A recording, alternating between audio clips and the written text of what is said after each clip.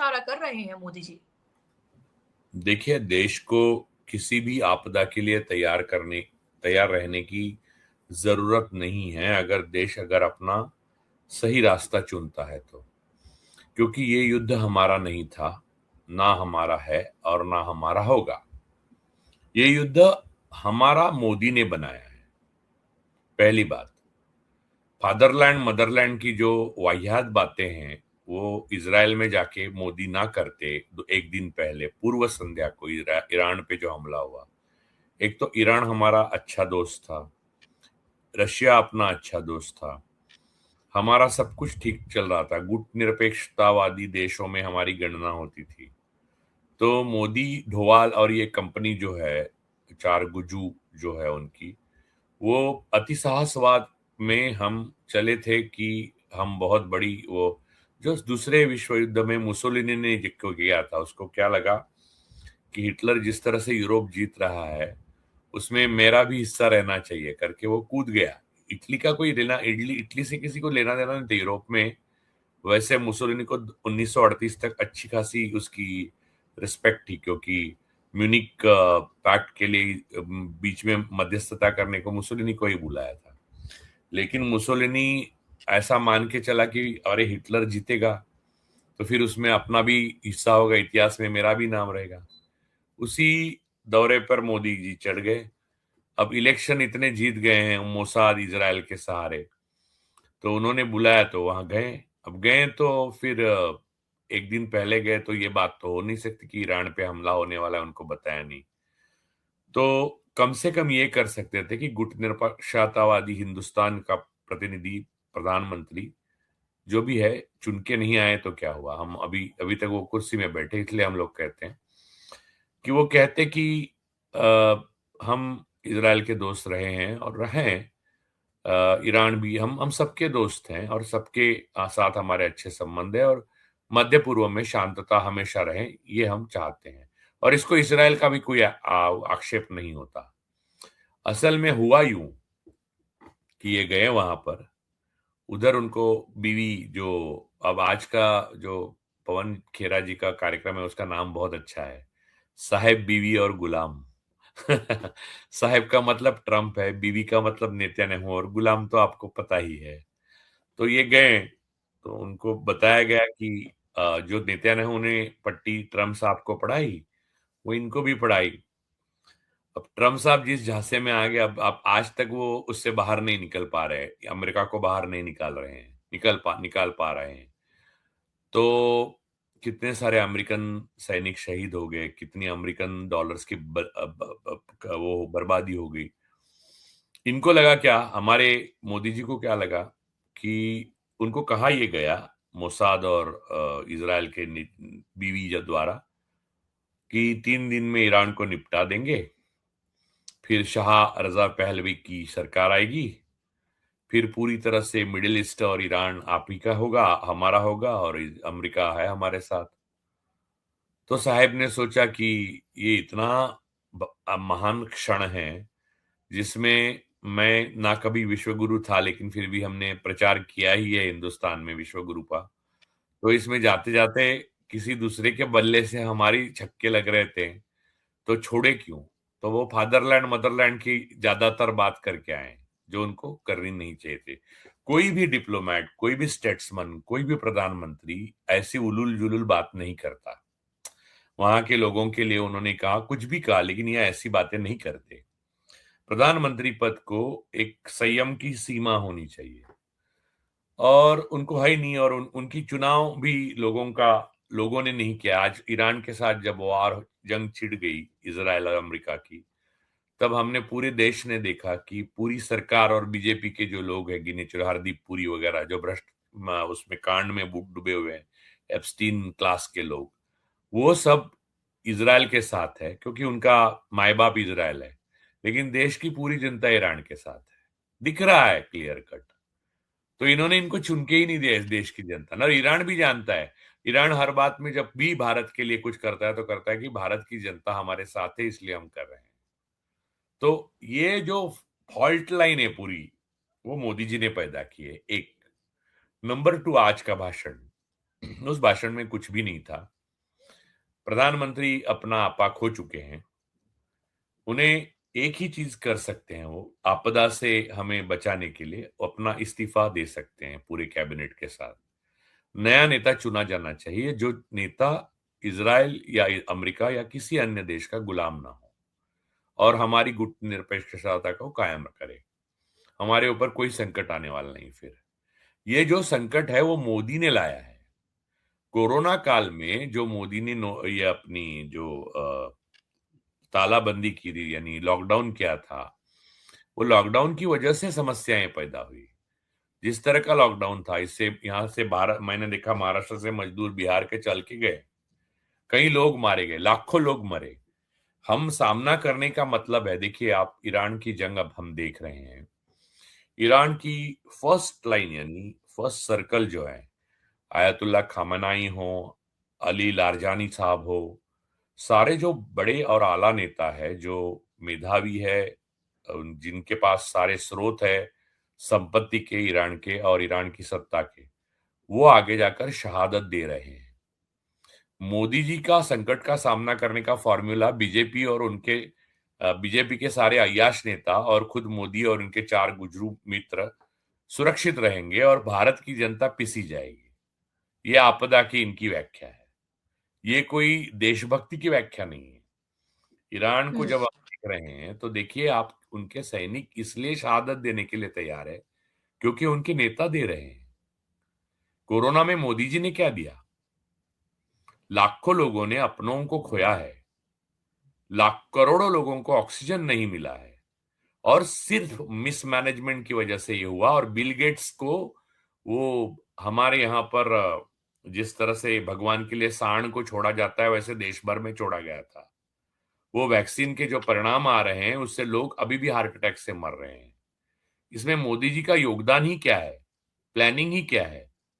तो उन्होंने यहां आकर संसद में डराया, धमकाया और लोगों को यह बताया कि मैं आपको बता रहा हूं, हम इस पे मात करेंगे, हम करेंगे क्योंकि और एक आध करोड़ लोग मरेंगे और आगे मोदी अपना कायम रखेंगे, एप्स्टीन फाइल में नाम बरकरार रखेंगे, बीवी बीवी करेंगे, वो हंसी मजाक वो सारा चीजें कायम रखेंगे और ये जो उलूल जुलूल बातें हैं वो करते रहेंगे। इसमें देशभक्ति की कोई भावना नहीं, शहादत की कोई भावना नहीं। आप क्या करेंगे बोलिए? मोदी जी देश के लिए समर्पित हो तो सिर्फ एक चीज कर सकते हैं, इस्तीफा, इस्तीफा और इस्तीफा। क्योंकि मोदी जी ने ये सारा जो खेल बिगाड़ा है वो मोदी और मोदी मित्रों ने बिगाड़ा है। उसको ठीक करने के लिए जो अंडर प्रेशर ऑफ इजराइल और यूएस और मोसाद और सीआईए और any country for that matter, any friend और फो, दबाव के नीचे ना रहते हुए हिंदुस्तान के लिए काम करे, ऐसे लोगों को अब सत्ता में बिठाने का वक्त आ गया है। चुनाव उनाव छोड़िए, आप आज का देखिए, आज वो साउथ की एक चुनाव आयोग की पत्रिका निकली, उस पे बीजेपी का स्टैंप है चुनाव आयोग की जगह। आप हम्म। ट्विटर पे देख सकते हैं उसको। तो ये सारी चुनाव की नाटक जो है वो हमारे बीवी साहब के प्रणीत है। साहेब बीवी ने गुलाम को वाइसराय बना दिया है। 14 सेकंड का प्रधानमंत्री नरेंद्र मोदी का लोकसभा में दिया हुआ वक्तव्य, जो वेस्ट एशिया क्राइसिस पे दिया जाना था, वो असल में खोदा पहाड़ और निकली चूहिया निकला। स्थिति गंभीर है, इसका अंदाजा तो इसी बात से लगाया जा सकता है कि आज मोदी जी ने एक एक शब्द पढ़कर बोला। कोई सीना नहीं ठोका, नेहरू जी को याद नहीं किया, बल्कि विपक्ष से एकजुटता की बार बार अपील करी। प्रधानमंत्री को आज कोरोना काल याद आया, मतलब चुनौती और संकट गंभीर है और अभी टला नहीं है। पर पश्चिम एशिया में चल रहे इस भीषण युद्ध और तबाही पर आज देश अपने प्रधानमंत्री को सुनना चाहता था, जानना चाहता था कि भारत का क्या रुख है। देश कोरे आंकड़ों, सोलर एनर्जी पर लफाजी और खोखले दावों से वाकई में ऊब चुका है। लेकिन मोदी जी ने 24 मिनट में अमेरिका और इजराइल का एक बार भी नाम नहीं लिया। मोदी जी ने यह तो माना कि युद्ध से संकट बढ़ा है, स्ट्रेट ऑफ हॉर्मुज बंद होने से हमारे यहां सप्लाई बाधित है। उनके मूर्ख प्रवक्ता और भक्त तो खैर इस बात को ही नहीं मानते थे कि गैस की किल्लत है, शायद अब उनका दिमाग बदल जाए। लेकिन प्रधानमंत्री ने सदन को यह नहीं बताया कि तेल और गैस की आपूर्ति या सप्लाई कैसे सुनिश्चित होगी। उन्होंने यह नहीं बताया कि सप्लाई पर ईरान से, इजराइल से या अमेरिका से क्या बात चल रही है। उन्होंने बोला यूरिया पर 6 प्लांट लग गए हैं देश में, पर उससे तो आपूर्ति पूरी नहीं होगी। यूरिया आएगी कहां से? जब आपूर्ति में कोई बाधा नहीं थी तब भी मध्य प्रदेश से लेकर यूपी तक खाद के लिए लाइनें लगी रहती थी। और यह बात किससे छुपी है? किसानों के हितों को यूएस ट्रेड डील में स्वाहा करके मोदी जी किस मुंह से आज किसानों के विश्वास को जीतने की बात कर रहे थे? और यह कितनी बड़ी विडंबना है कि अमेरिका को अपनी एनर्जी सिक्योरिटी सौंपकर आज प्रधानमंत्री एनर्जी सिक्योरिटी पर बतिया रहे थे। ये कौन बताएगा कि जो रूसी तेल हम बड़े डिस्काउंट पर खरीदते थे आज वही प्रीमियम देकर अमेरिका की स्वीकृति के बाद खरीदा जा रहा है। उन्होंने नहीं बताया कि एलपीजी, पेट्रोल, इंडस्ट्रियल डीजल, सरसों का तेल, रिफाइंड ऑयल, कोयला सब महंगा हो गया है। गैस से चलने वाली हजारों फैक्ट्री बंद हो गई और एक बार फिर से इस देश के मजदूर अपने गांव लौटने को मजबूर हैं। प्रधानमंत्री ने कहा कि देश में रिफाइनिंग कैपेसिटी बढ़ गई है, लेकिन यह नहीं बताया कि पिछले 12 सालों में कच्चे तेल के प्रोडक्शन में 28% गिरावट क्यों और कैसे आ गई। अपने वक्तव्य में इस देश के प्रधानमंत्री ने अमेरिका और इजराइल द्वारा एक संप्रभु सॉवरेन देश के सर्वोच्च नेता के टारगेटेड असैसिनेशन पर एक शब्द नहीं बोला। मोदी जी ने स्ट्रेट ऑफ हॉर्मुज बंद किए जाने का विरोध किया, लेकिन अमेरिकी इजराइल हमले से ईरान में जो 165 निर्दोष स्कूली बच्चों की हत्या हुई उस पर एक शब्द नहीं बोला। मोदी जी ने यह भी नहीं बताया कि हमारी विदेश नीति इतनी विफल कैसे है कि इतने सारे हमारे जहाज अभी भी स्ट्रेट ऑफ हॉर्मुज में अटके हुए हैं। 24 मिनट में कोरोना और 2 बार एकजुटता का हवाला सुनकर एक बात तो साफ है, चुनौती गंभीर है। भक्त भले बकलोली करते रहे, प्रधानमंत्री ने हाथ खड़े कर दिए हैं। कोरोना काल को याद करके यह भी साफ है कि आपको अपने हाल पर छोड़ दिया गया है, बस थाली और ताली बजवाना बाकी रह गया है। प्रधानमंत्री कोई रेडियो नहीं होता है कि आकर मनोहर पोथी बांच दे। आप तो देश को यह बताइए कि आपने किसी बेंजामिन, किसी डोनाल्ड के चक्कर में भारत की विदेश नीति में आग क्यों लगाई? किस लिए? इसलिए इसलिए नहीं, एक बार फिर से बोलकर दिखाइए ना प्लीज। इसलिए नमस्कार, आदाब, सत श्री अकाल, जय भीम, जोहार। मेरा नाम है नवीन कुमार। घंटों गप हाँकने वाले भारतीय इतिहास के सबसे वाचाल प्रधानमंत्री राज्यसभा में 4 लाइन बोलने में हकला रहे थे, क्योंकि संसद में टीपी की सुविधा नहीं होती है। या तो खुद बोलना होता है और नहीं तो कागज देखकर। और कागज देखकर पढ़ते हुए प्रधानमंत्री ने जो सबसे बड़ी बात कही वो ये कि आप लोग अपना अपना इंतजाम कर लीजिए, हमारे भरोसे मत बैठे रहना। हमें हर चुनौती के लिए तैयार रहना ही होगा। हमें मतलब किसे मोदी जी, किसे? हमें यही तो सवाल है कि देश की जनता को, उस गरीब जनता को जो दिन भर हाड़ तोड़कर कमाती है और शाम को घर आकर सोचती है कि खाना कैसे पकेगा, क्योंकि भारत का प्रधानमंत्री खाना बनाने की सबसे बुनियादी चीज रसोई गैस मुहैया कराने से भी भाग खड़ा हुआ है। हमें हर चुनौती के लिए तैयार रहना ही होगा।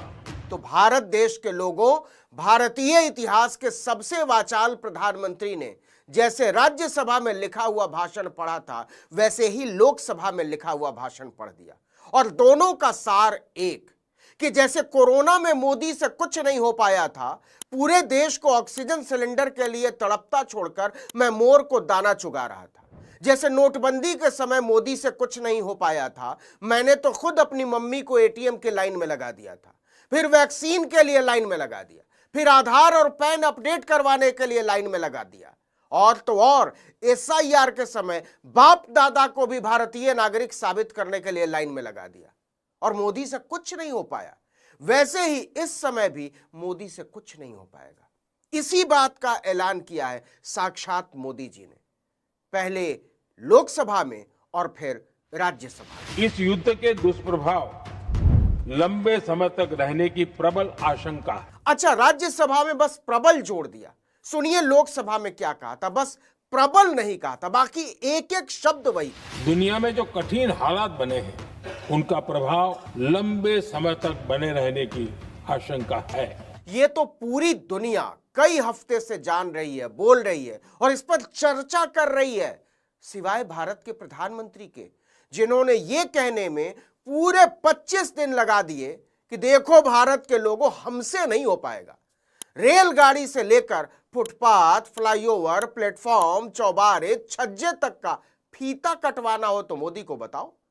भाषण दिलवाना हो तो मोदी को बताओ, पहले से रिकॉर्डेड मोदी मोदी का टेप बजवाना हो तो मोदी को बताओ, डिजाइनर कपड़ों में फोटो खिंचवाना हो तो मोदी को बताओ, यहां तक कि A+B के होल स्क्वायर में एक्स्ट्रा 2AB निकलवाना हो, या नाली के गैस पर चाय बनवानी हो, या बादलों से रडार को चकमा दिलवाना हो तो भी मोदी को बता सकते हो। लेकिन यह मत पूछो कि देश कैसे चलेगा, ये मोदी के बस का नहीं है। हमें तैयार रहना होगा, एकजुट रहना होगा। हमें मतलब किसे मोदी जी? सरकार को, या जनता को, या विपक्ष को? कमाल की बात तो यह है कि जिम्मेदारी के समय भाग खड़े होने के ऐलान पर भी कुछ ऐसे महान नेता थे जो मेजे थपथपा रहे थे। वाह, ऐसे ही हसीन लम्हों के लिए गैब्रियल गार्सिया मार्केज ने पूरी किताब लिख दी है, love in the time of cholera, यानी हैजे के समय में प्रेम। लेकिन भटकिए मत, महामानव बार बार अलग अलग तरह से अलग अलग भंगिमाओं के साथ लिखा हुआ जो पढ़ रहे थे, उन सब का तात्पर्य एक ही था। देखो भाई, हमारे भरोसे मत बैठे रह जाना, अपना अपना देख लो, फिर जब सब ठीक हो जाएगा तब हम भाषण देने, तुमसे जयकारे लगवाने, मोदी मोदी करवाने हाजिर हो जाएंगे। सुनिए, हम कोरोना के समय भी एकजुटता से ऐसी चुनौतियों का सामना कर चुके हैं। सुन लिया ना, मतलब जैसे कोरोना के समय भी हमने तुम्हारे लिए कुछ नहीं किया था, वैसे ही अभी भी कुछ कर पाने का कोई वादा नहीं है। हंसो मत, बताओ, करोड़ों लोग सिलेंडर के लिए लाइन में खड़े, मोदी कुछ कर पा रहा है? नहीं ना। लाखों छात्र छात्राएं गैस सिलेंडर के बिना भूखे पेट सो रहे हैं, मोदी कुछ कर पा रहा है? नहीं ना। सैकड़ों छात्रावासों के मेस बंद पड़े हैं, मोदी कुछ कर पा रहा है? नहीं ना। डिप्टी सीएम के नाम पर बिहार में एजेंसी से सिलेंडर उठा ले गए लोग, मोदी कुछ कर पा रहा है? नहीं ना। और तो और रसोई गैस के लिए खड़े बुजुर्गों की जान चली गई, मोदी कुछ कर पा रहा है? नहीं ना। तो फिर हमसे उम्मीद लगानी ही क्यों है? अपन के पास इन फालतू बातों के लिए टाइम नहीं।